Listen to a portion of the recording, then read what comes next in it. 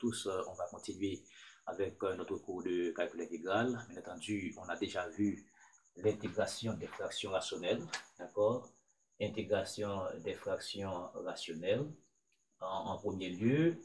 Ensuite, on a vu intégration des fractions rationnelles circulaires. Et on a utilisé les règles, d'accord, de Bioch qui nous permettent justement de simplifier les calculs, d'accord, parce que justement quand on a une fraction rationnelle circulaire de la forme R de sin x et cos x dx, donc parfois on arrive à trouver des fonctions assez compliquées à calculer l'intégrale. Par exemple, quand on remplace, on fait le changement de variable classique, quand x sur 2 égale à t, et ça nous conduisait à dt, alors bien entendu dx qui est égal à dt sur 1 plus t carré, d'accord, alors 2 dt sur 1 plus t carré. Et puis, cos x, c'était 1 moins t carré sur 1 plus t carré. D'accord? Et sin x, d'accord, égale à 2t sur 1 plus t carré. Donc, en dépit de ces changements de variables classiques, d'accord, parfois, on arrive à trouver des expressions assez compliquées pour calculer l'intégrale.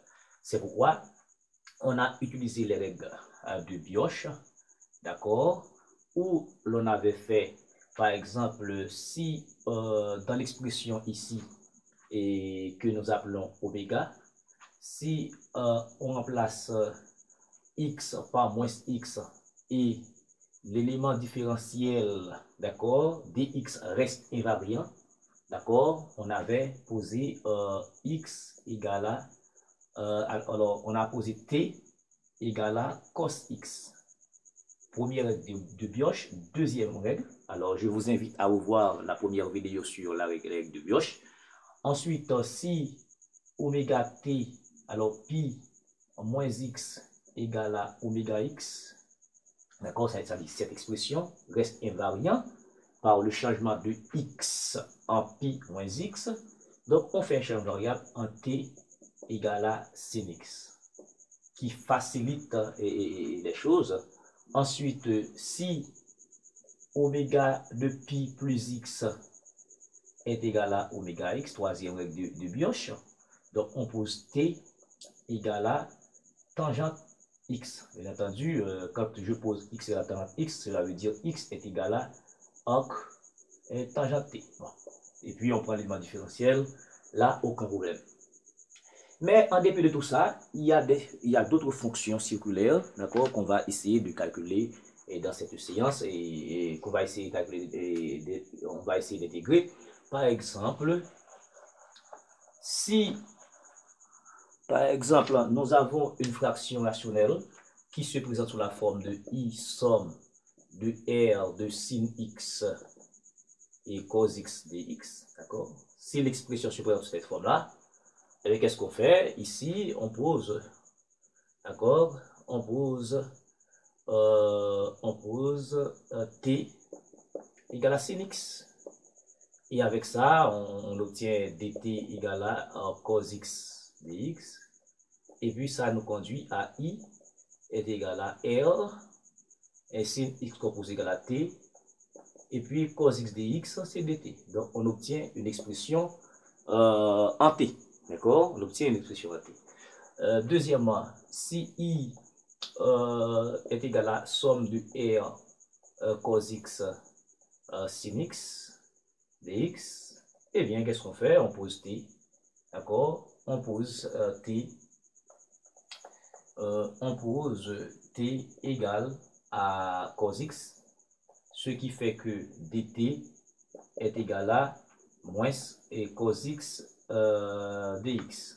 Donc, eh bien, ça nous permet d'écrire r de t, et puis sin x dx, alors, ça c'est sin x, je m'excuse, ça fait sin x, d'accord? Maintenant, sin x dx ici, c'est moins dt, donc on va avoir un moins dt.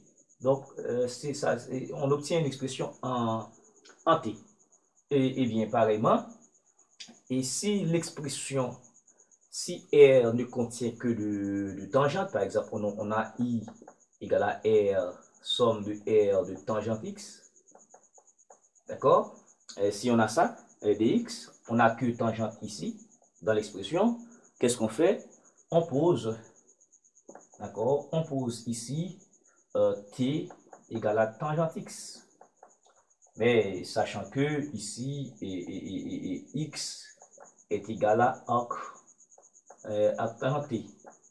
D'accord? Et puis, ça va nous permettre justement de trouver dx. Dx, ce serait dt, d'accord, sur 1 plus t carré.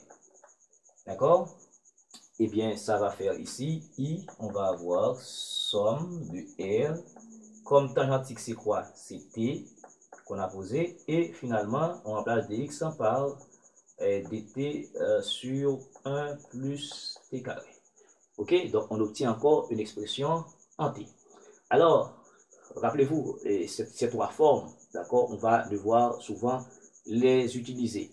Par exemple, si, quelle est donc l'expression? Par exemple, en termes d'exemple, ok, alors, bien entendu, je voulais dire, quand on a, si on veut, par exemple, on a t égale à tangente x, si on veut exprimer cos x, alors, expression de sin x et cos x en fonction de tangente, t, en fonction de tangente x. Mais tangente x ici, c'est t.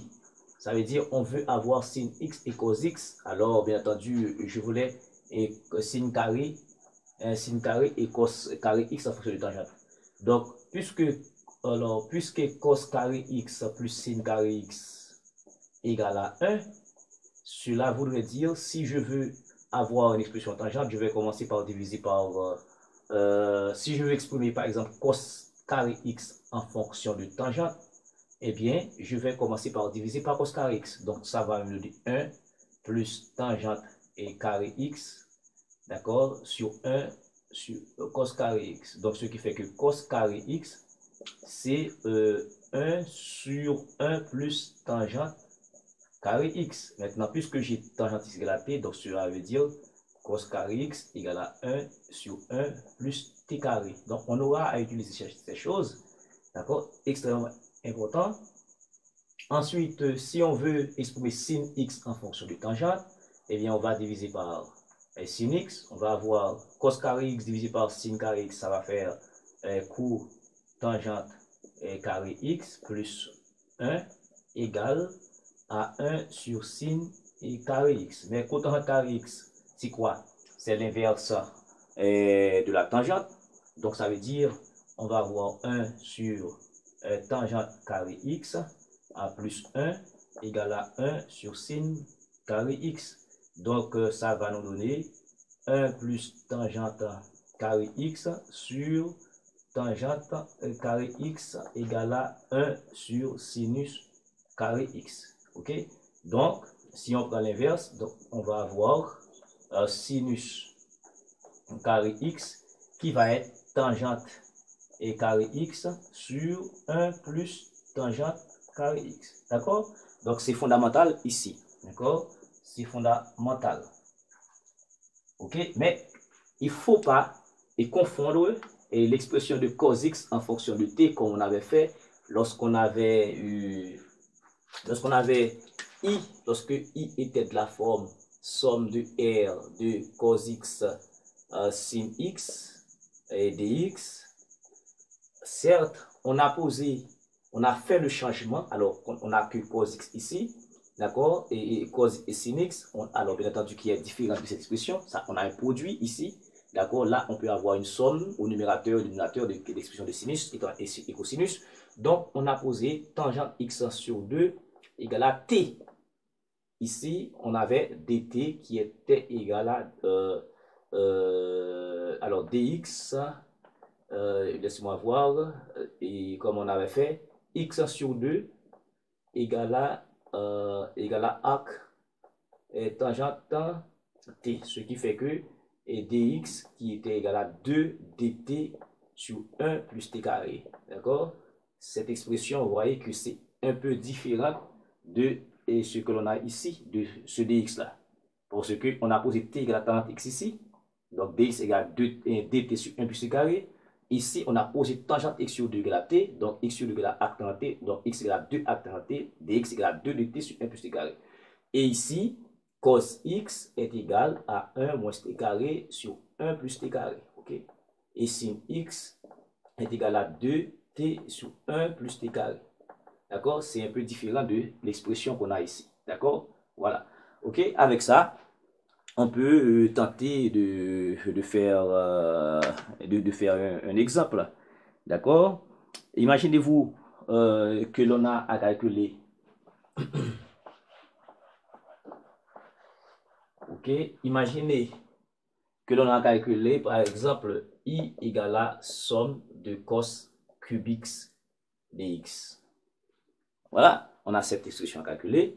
Donc, ou bien je dirais mieux, bon, voilà. Et ça fait ici cos carré x par cos x. On est d'accord avec ça?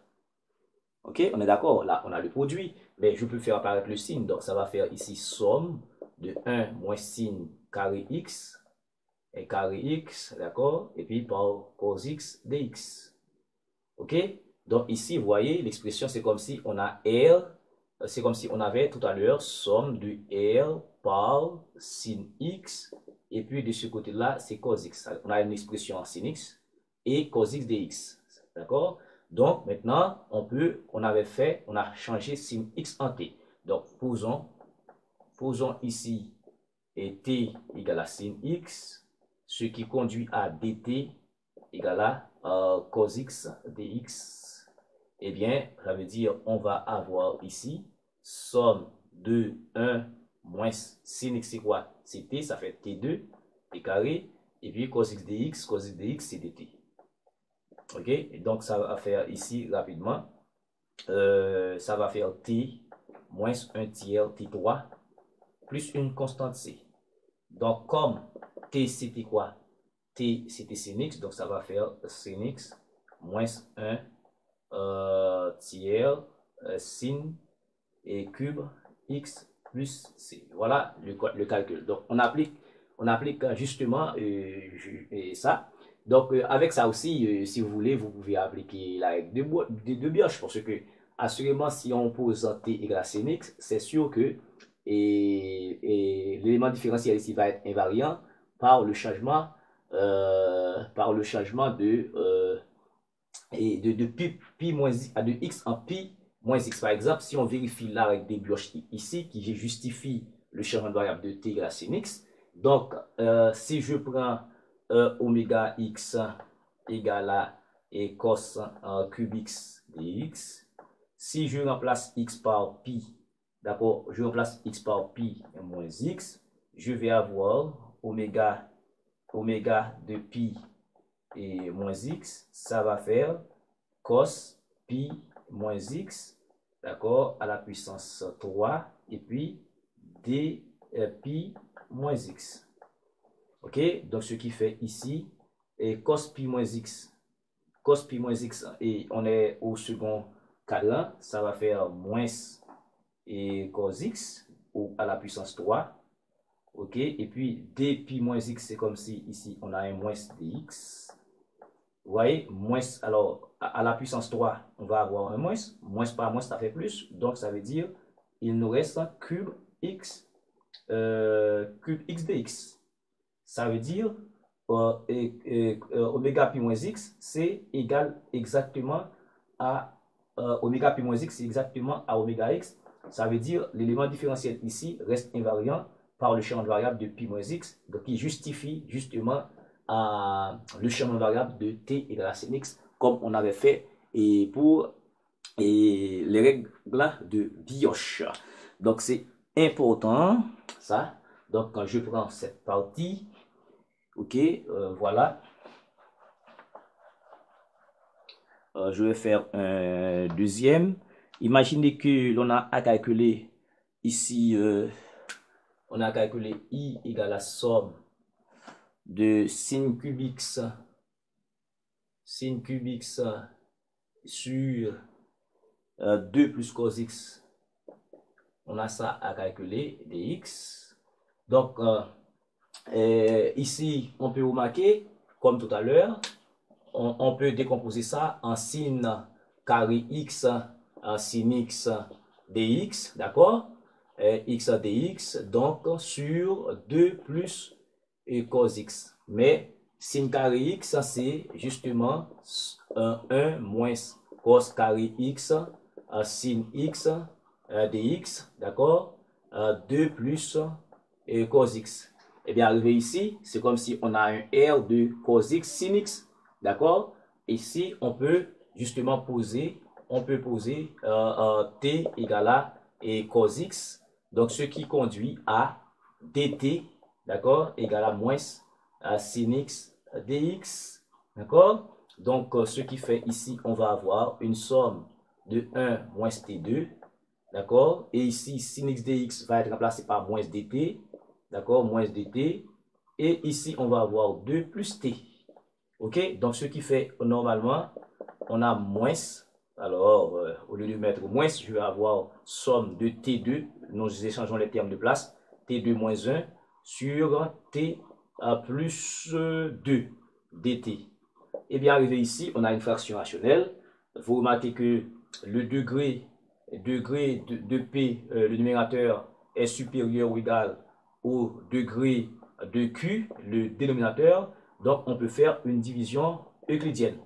D'accord? Donc, ce qui fait ici, on peut écrire, je m'excuse, on peut écrire ici T2 moins 1 divisé par T plus 2, ça va faire T, et T par T, ça fait T2, et T2, ça fait moins T2, T par 2, ça fait 2T, ça fait moins 2T ici, ce qui fait ça fait moins 2T moins 1, d'accord?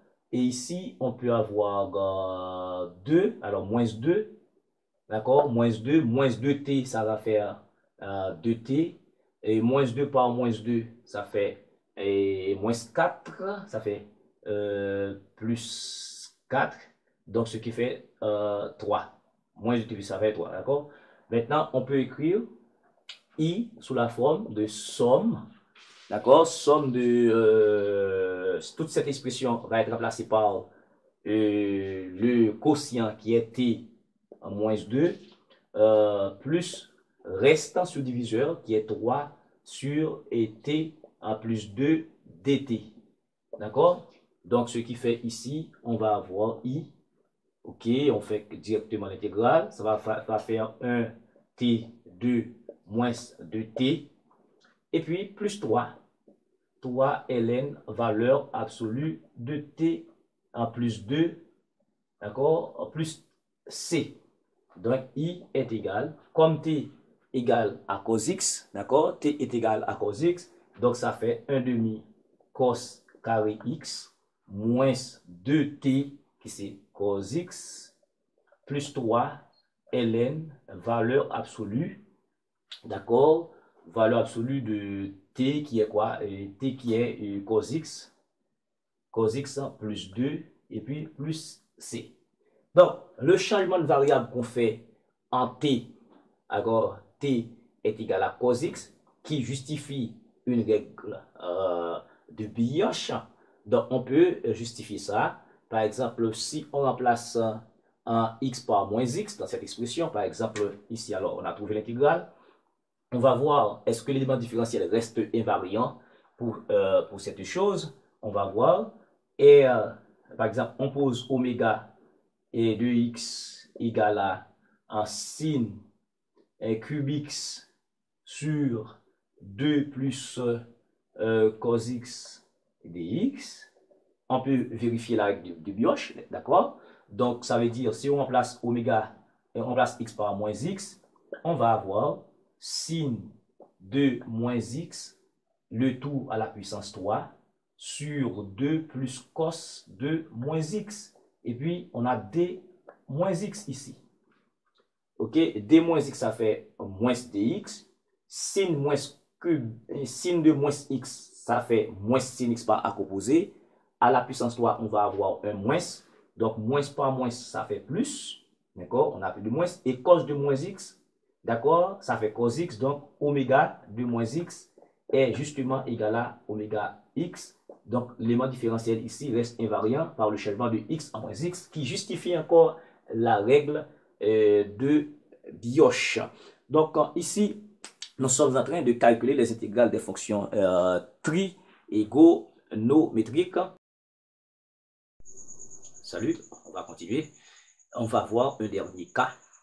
D'accord? On va voir là le cas où l'on a i qui se présente sous la forme de sin nx et sin mx dx avec bien entendu m différent de n. Ok, ce cas là, ce cas se présente sous plusieurs formes. D'accord, ça c'est ici on peut l'avoir aussi sous cette forme là, i égale à cos nx et puis cos mx dx. Tout comme on peut l'avoir aussi sous cette forme là, cos nx par sin mx, ok, dx. Donc, ces trois formes, d'accord, et généralement pour les calculer, il faut faire une transformation de produit en somme. Donc, il faut faire ici, alors, méthode à utiliser, il faut transformer le produit en somme.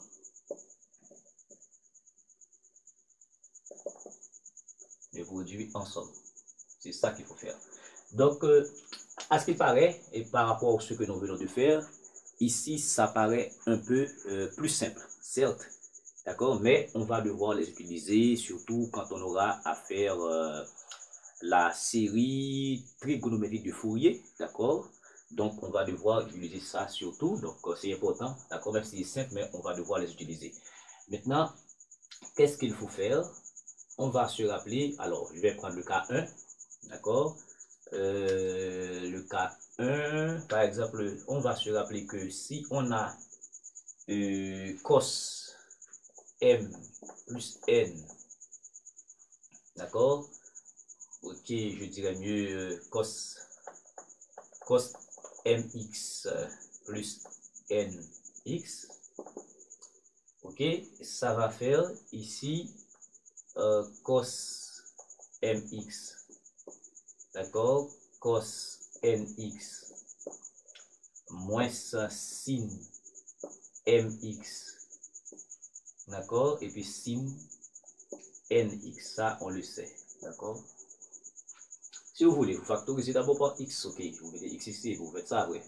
Bon, c'est pas bon, c'est pas bon, il faut les calculer de cette façon-là. Donc ici c'est a, ici c'est b, par rapport à ce que nous avons là.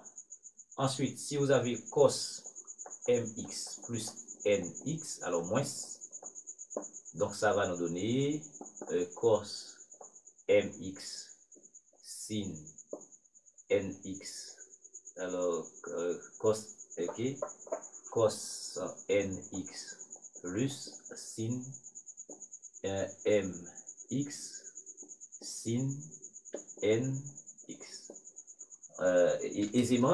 Aisément, vous allez remarquer ici, et ces termes s'annulent, d'accord? Ce qui voudrait dire, on va avoir 2 cos mx par cos nx qui va être égal à ça plus ça. Ça va nous donner cos mx plus nx et plus et cos mx moins nx, ce qui conduit à cos mx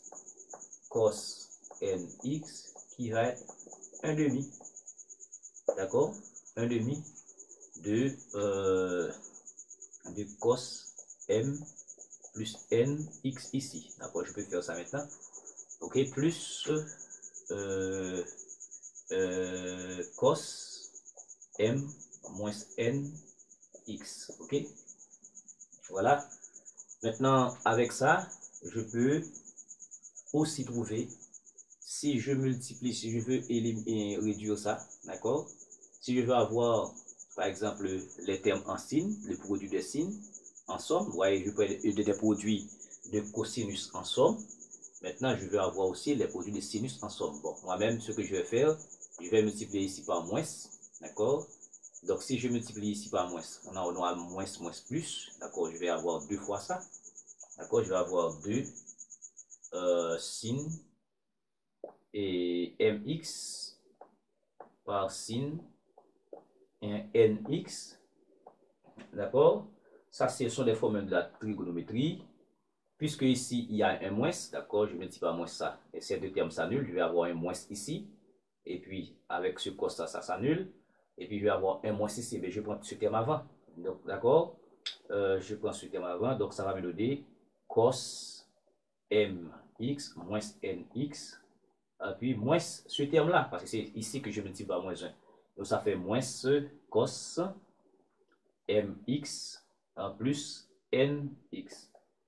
Eh bien, normalement, sin mx, sin nx, ça fait 1 demi fois, alors je divise par 2, cos m moins n fois x, d'accord, moins cos m plus n fois x. Voilà, ok.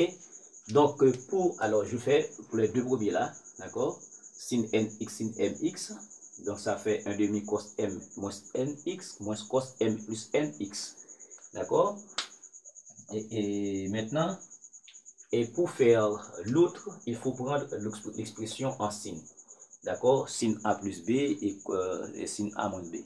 Donc, je prends pour la troisième expression, pour la troisième expression, qu'est-ce qu'il faut faire? Il faut commencer par prendre sin mx plus nx. Ça va donner sin mx cos nx, ok, plus sin a cos b plus sin nx cos mx. Donc, si vous voulez, vous prenez A plus B, d'accord? A plus B comme vous voulez, d'accord? Et bien, je prends également sin mx moins nx, ce qui me donne sin mx cos nx moins sin nx cos mx. Eh bien, aisément, vous remarquez que ces termes-là s'annulent, ces termes s'annulent. Je vais avoir 2 fois ça, eh bien, sin, je vais avoir, ces deux termes s'annulent, je vais avoir 2 fois ça, eh bien, ça va me donner 2 sin mx cos nx égale à sin mx plus nx plus sinus mx moins nx. Ok? Eh bien, je prends, ça va donner sin mx cos nx, ça va donner 1 demi, d'accord? Ça va donner 1 demi fois sin m plus n, cette fois-ci x plus sin m moins n, cette fois-ci x, etc. Voilà. Voilà pour les expressions. OK? Donc, si nous voulons calculer l'intégrale indirectement avec les n, on aura, si je vais calculer ça là, aucun problème. D'accord? Donc, je vous laisse les soins de faire les deux premiers, puisque je suis là. Je vais simplement remplacer cette expression. Maintenant, ici, à bien regarder, on a sin mx et cos nx.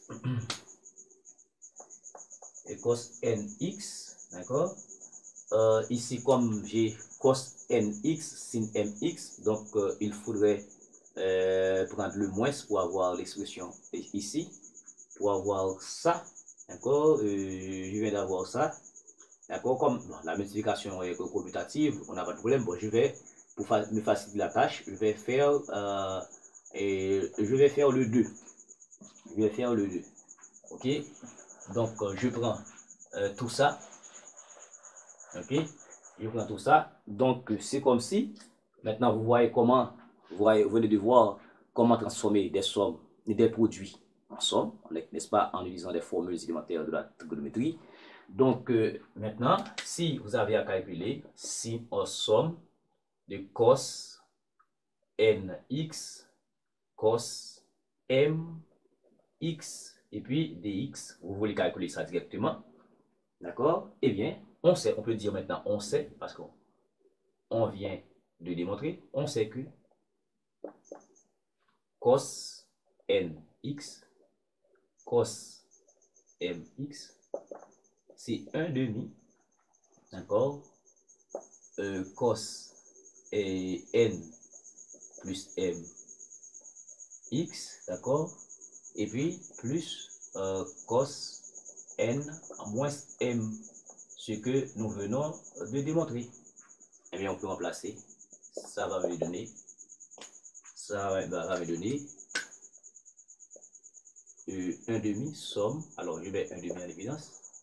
Je vais avoir ici cos n. Ok, n plus m fois x. Je mets comme ça. Plus cos n moins m. Bon, peu importe que l'on a m avant ici et n. D'accord? Aucun problème. Et puis dx. Donc, ça fait une primitive de cos u, c'est 1 sur u prime sin u. Donc, ça va nous donner 1 demi ici. Ça va donner 1 sur n plus m sin n plus m x. D'accord? Une primitive de cos u, c'est 1 sur u prime. La dérivée de n plus m fois x, c'est n plus m. Donc, ça fait 1 sur n plus m sin n plus m x. Et puis, de même ici, on va avoir 1 sur n moins m sin n moins m fois x. Et ceci plus une constante c. Maintenant, à remarquer, on a des termes. Est-ce qu'il y a des moyens de simplification? Bon, je ne sais pas. Donc, ça fait i égale à 1 demi. Alors, 1 sur 2. 1 sur 2 fois n plus m sin n plus m x plus 1 sur 2 fois n moins m, d'accord, sin n moins m fois x plus une constante. Peut-être si vous voulez faire des deux communs, bon, c'est parce que ici, ça va représenter des constantes, d'accord? Donc clairement, si vous avez i à calculer normalement cos 3x par cos et 2x, dx, et automatiquement, et ça va faire, on va noter que, on va avoir cos 3x, cos 2x, ça va faire quoi? Ça va faire 1 demi,